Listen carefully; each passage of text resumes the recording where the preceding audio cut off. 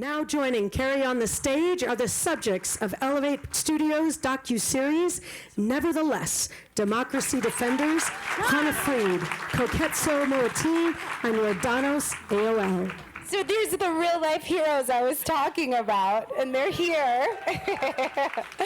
I'm going to jump in and start to ask questions. I'm really thrilled for you guys to hear more about the work that they're doing because it's so tremendously inspiring. So first I want to ask a question to the three of you because we see the headlines, we hear the broad strokes of what's going on, but I'm really curious because you're in the trenches doing the work day to day.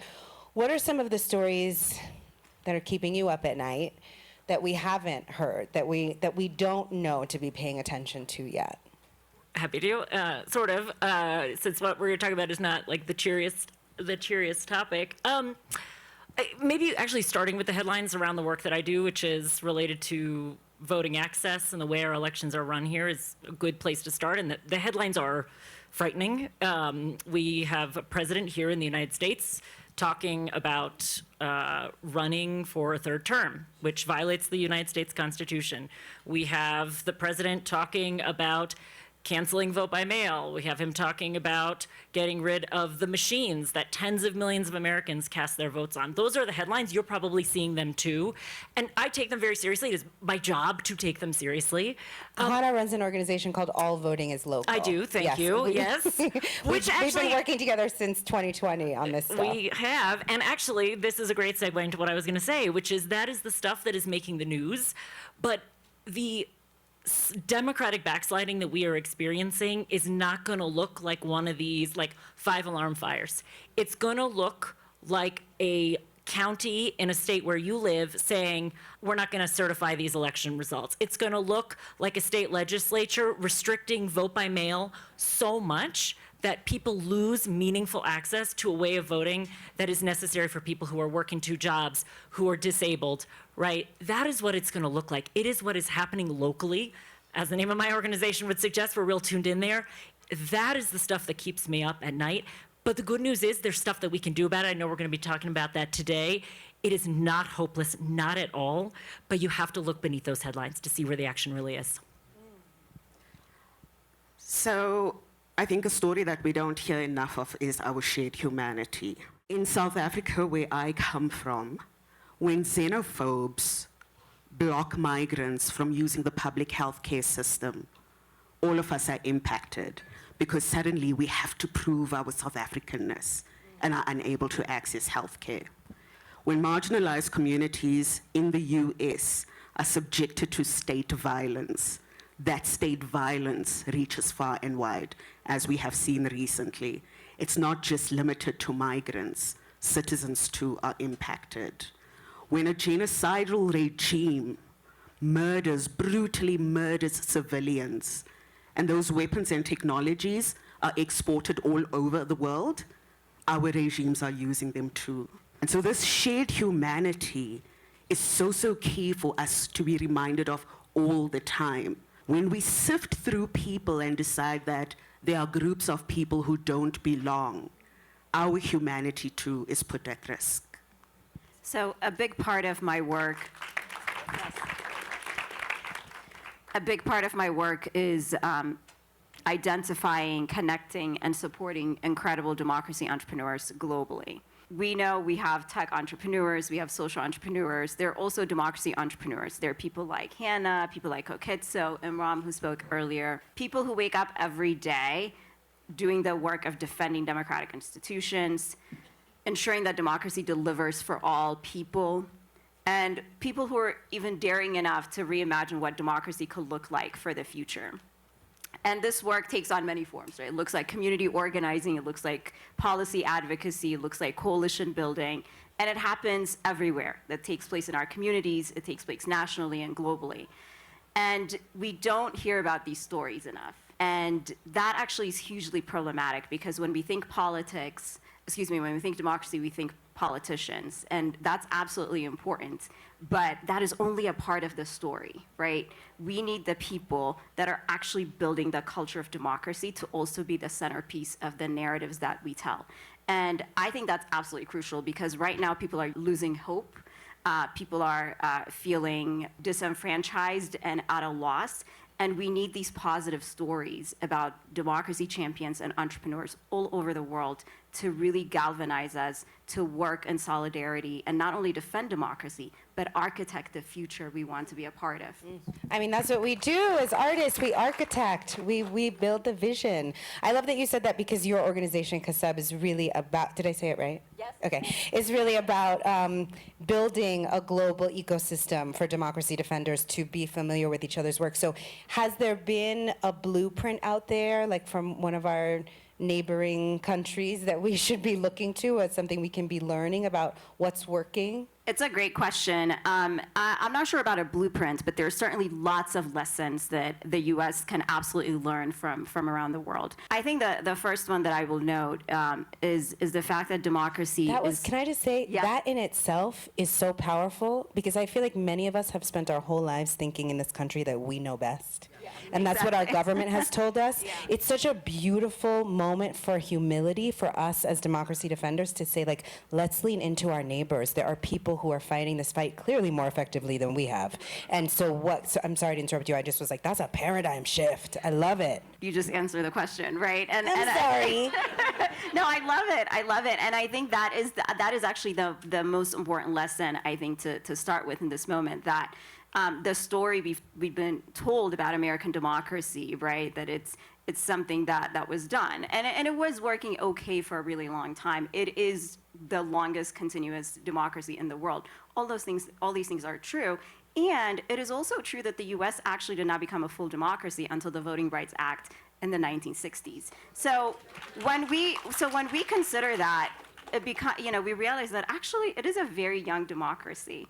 And that makes American exceptionalism more of a myth than a reality. And so we have to start with that mindset shift that democracy is a living, breathing thing that constantly needs to be nurtured, that constantly needs to be fed. And so it's an ongoing project. And once we know that, right, and we realize that actually we're not alone, we're not exceptional, like we are, US is not a planet, it is part of a global community, and the trends that take place globally also impact the US. And so what that means is that then we can start to look to other contexts to see what lessons could be learned. And I'll just share, two, one historical, one current example, just to make this super concrete. So one of my favorite stories about the fall of the Soviet Union is that there were democracy activists that were being sent to labor camps, that were being imprisoned, that were being tortured. And whenever they had a chance to get together, they would raise their glass and they would toast, saying, to the success of our hopeless cause, because they thought they were working on something that was going to take a century to dismantle. And then came 1989, Berlin Wall fell, communism, disappeared.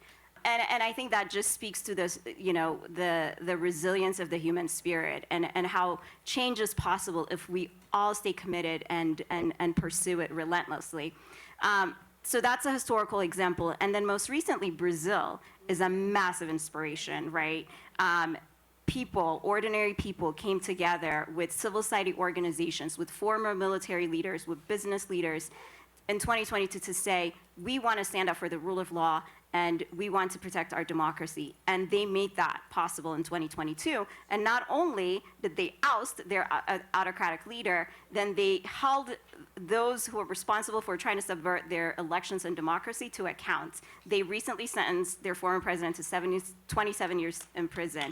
And so these are examples that should inspire us to really stay committed, because change is possible in the US, but we have to stay at it, we have to stay persistent, and we have to be resilient. The other thing that's consistent, the through line of both of those stories, is this idea of community, right? It's coming together to toast, to celebrate, to commiserate together, to share the load of fighting for a better world, and then coming together across like areas of expertise with the military and politicians and community leaders. Like community is such a big part of what has to happen.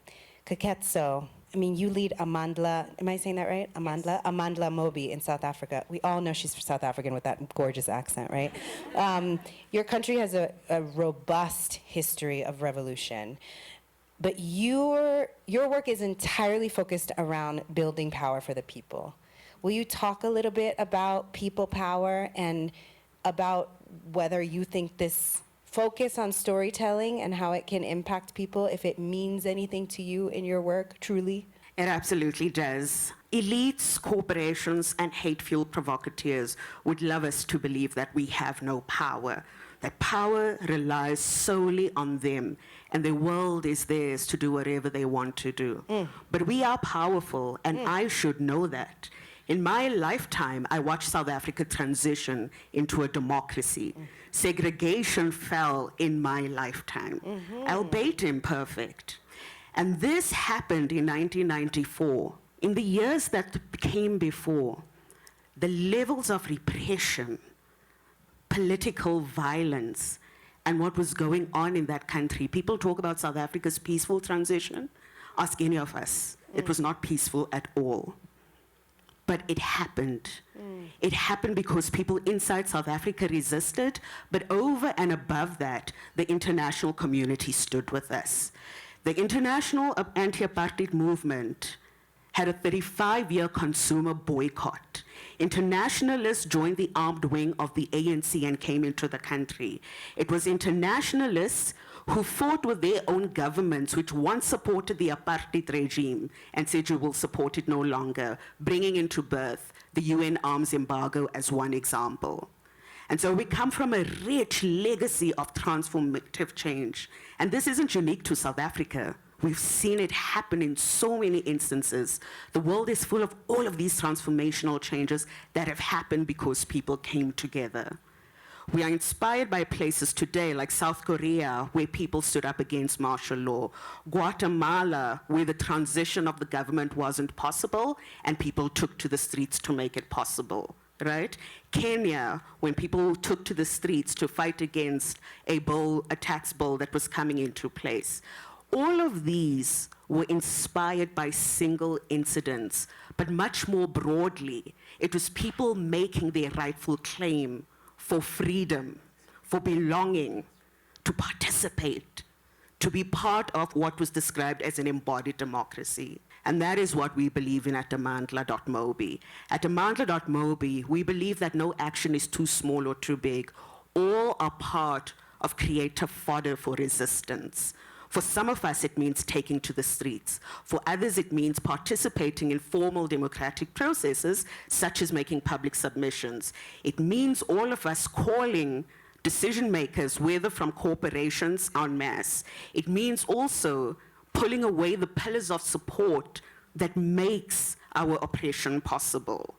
And that is inherently what we do, build community. It means that there are some of us who care for each other's children so that we can take to the streets.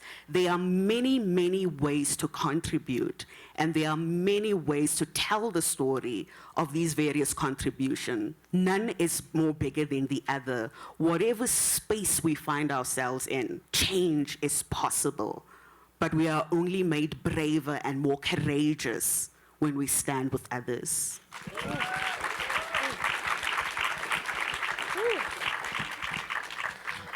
Hannah, good luck. No, I'm just kidding. So I've known Hannah a long time. I feel like I could make that joke. So in your voting rights work, and I love when you say this, you say that the fight for freedom is built on informed action and tough conversations. I really love hearing about what's happening on the global stage. I want to know if you can invite us into what are some of the tough conversations we need to be having with each other about what's happening here. Yeah. We are a country that is facing an existential authoritarian threat, and that means we have to ask ourselves, every single one of us, what our role is going to be in fighting back against that. That is a real and concrete question that each of us can and should look ourselves in the mirror and ask. And it's true of people like me, whose job is about fighting for free and fair elections.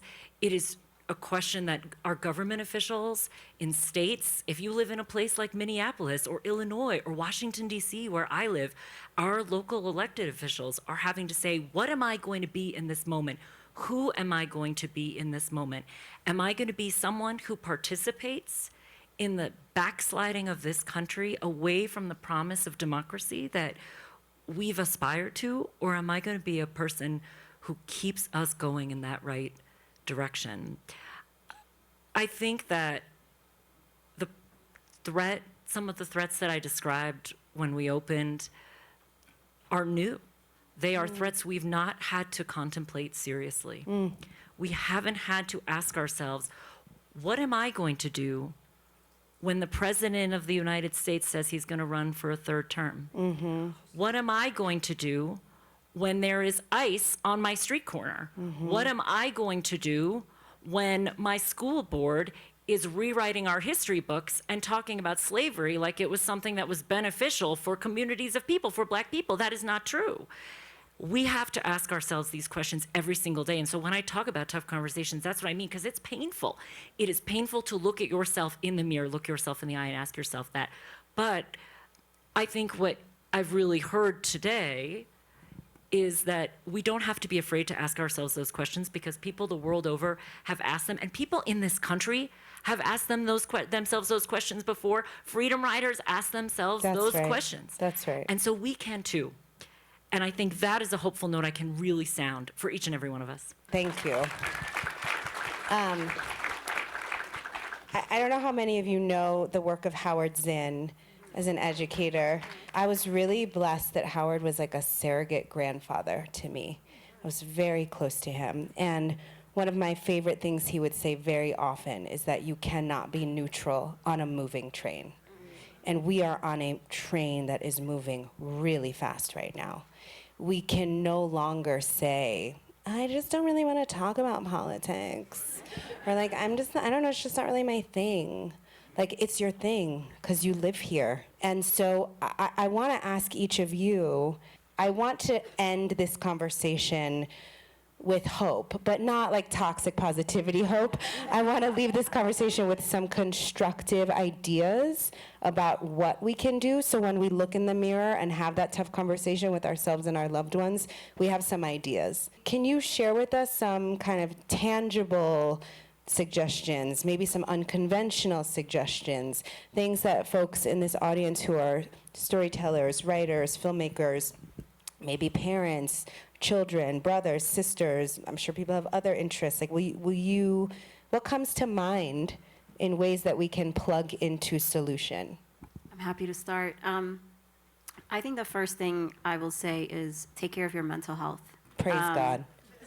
Truly, that's right. You said tangible. Yes. It's absolutely critical. I was born during a civil war. My mother had to flee Ethiopia as a political asylee. And we moved to the U.S. seeking refuge. And now I lead a democracy organization on issues that we never thought would impact the U.S. and our daily life, right? And in order to survive this kind of a context, to be resilient, to be able to fight it every single day, you have to be in the best possible shape. And you have to remain hopeful even when you can't feel hope. And that requires mental health. So that's the first thing I'll say. Can I add something? But don't forget your second thing. Yeah. But I want to say something. I'm not just mentioning all my famous friends, but something that Jane Fonda taught me is that I remember I was having a really hard time. I think it was around, I've known Jane for a really long time, and I think it was the Iraq War. And she invited me to a march, and I was like, I just don't know if I can go. And Jane was like, the best medicine for depression is to plug into community. If you link arms and join with people who are fighting the good fight, I guarantee you will actually feel better. And it's true. Anybody who's ever gone to a phone banking party, you know, you went to the phone banking party because you were pissed and scared, but you leave the phone banking party feeling like there's good people in the world. Same thing that the No Kings marches, right? You go to the No Kings marches because you're like, I'm terrified. I don't know if anybody else is going to be there. Maybe I'll just drive by and honk my horn. But you get there and there's like hundreds, thousands of people, and you get out of your car and you feel better than ever before. So plugging into service is one way to protect your mental health. That doesn't mean you always have to do it that way. Some days you can stay in bed when you need to stay in bed. Just wanted to offer that as a menu item. Okay. I totally appreciate that, and so true. Finding purpose in community. Yes. The second point I want to make, as I already mentioned, I'm an evangelist for nonpartisan democracy efforts. Incredible work that my peers here are doing and my organization CUSEB is doing. And so, elections take up a lot of resources. They take up immense amount of capital, time, attention. That's what we're going to hear about for the rest of the year and years to come. But elections are not synonymous with democracy. We need to actively build culture of democracy in this country. And so what I would invite all of us to think about is, yes, we do need to pay attention to what happens to the election. We need to go out and vote. But at the same time, think about how you can use your time, your money, your brand, your platform to support democracy causes that really speak to you, because that is the work that's really going to help us get out of this mess that we're in. And as I said earlier, really build the future that we want. The future is being created for us right now. And we don't want to be in that defensive state forever. We want to come out of it and actually be the ones building the future that we seek to live in and have for future generations. So think about democracy as a cause and not only as an election. As a culture, I love that you said, sorry, I don't want to cut you off. Give her applause. I don't mean to cut her off. When you say democracy as a culture, because that's who we are. We are the culture creators. We create culture through story. And so that's a really powerful piece of advice. Thank you. I get a version of this question a lot, which is great because it means people are really figuring out how they want to plug in. And I always say, you should vote and you should make sure 5 friends vote and you should be a poll worker. That is a great thing to do in your own community. Not the poll with the, the different, Kerry, different. But I was thinking on the plane here, and we're flying over America. I mean, almost the whole country. I flew in from DC and just looking at the beautiful expanse of the country, and was thinking about coming here and being in this space with people who tell stories, right? And elections are our stories. Candidates tell stories about themselves, like why you should vote for me as a candidate, but that's actually not what I mean. What I mean is that elections tell us a story about our country. They tell us a story about ourselves. Like, how many people in this room heard a story from their parents about the first time they went to vote, or their grandparents? They went with their grandma, right? Probably a lot of you. Probably you tell a story about the first time I voted. For me, it was 2000, Bush v. Gore, oh my God, right? Elections are stories. They are stories about the health of our country and our democracy. They're stories about who we bring in and who we keep out. And thinking about the people in this space and being in this incredible place, this incredible city, and this incredible community for this momentous special event, I think for all of you in the stories that you tell, whether it's a social media post, make sure it's accurate. Make sure the story you're telling about our elections is true. Make sure you're putting out good information with the platform that you have. If you are a person who makes content, how can you bring elections? How can you bring the story of the meaning of voting into the work that you do? That is something that I think this is a space deeply qualified to do, uniquely qualified to do. And yes, be a poll worker. But if I can leave you with one thought, it is how can you tell a story of elections that builds trust, that builds inclusion, and that stops that shit coming out of Washington from reaching the community where you live. I want to be very clear. The moment we find ourselves in, the stakes are very high. We are living through a public debt crisis, an ecological breakdown. We are living through a genocide, multiple genocides. We are living through extreme wealth concentration, the outcome of which is some of what has been discussed right now. These are things that feel very big. And again, elites, corporations, and hate-fueled provocateurs want us to despair. Despair is a tool of fascism, because what it does is it makes us feel like there's nothing we can do. These problems are so much bigger than us, so much bigger than my community, that all I'm gonna do is sit it out. The world is again full of many, many examples. All of the movements we talk about that were very transformative did not start because 1 million people immediately took to the street. It started because 2 people had tea together. 4 people of a group of friends said, what can we do that makes others courageous? And in this moment, Ours is to spread courage. It is to spread courage by being there for each other. Whether it is xenophobes who are stopping people from accessing public services, it is for us to be there to defend our schools, because all children deserve to be in schools. It is for us to be there when certain people are being kept out of accessing certain things and from belonging in our societies, because the accident of your birth should never be the reason you are unable to access anything that affords you the mere dignity of being a human being. Yes.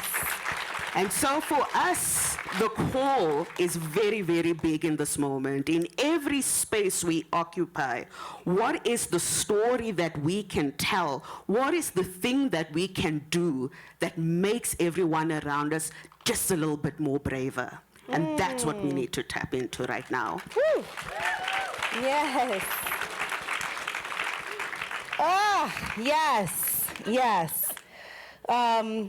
Democracy does not defend itself. I'm so grateful that you all came here to be part of this conversation with us. I'm so grateful. I'm wrapping up. Can you tell? Okay.